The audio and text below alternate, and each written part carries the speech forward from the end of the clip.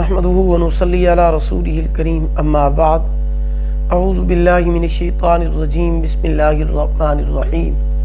محترم سامعین کرام، السلام علیکم ورحمۃ اللہ وبرکاتہ۔ آج ہم بات کریں گے خواب میں کٹا ہوا سر دیکھنا کے حوالے سے۔ اس کی مختلف صورتیں ہیں اور ان کی مختلف تعبیریں ہیں۔ اگر کوئی انسان خواب میں اپنا سر کٹا ہوا دیکھے تو یہ قوم کا سردار ہونے، عزت اور بزرگی حاصل ہونے کی علامت ہے۔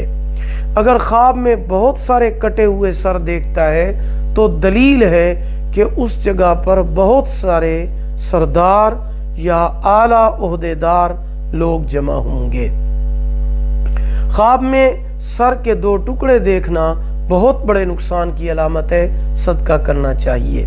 خواب میں جانور کا سر کٹے ہوئے دیکھنا عزت اور مرتبہ بلند ہونے، بیمار ہو تو صحت یاب ہونے کی علامت ہے۔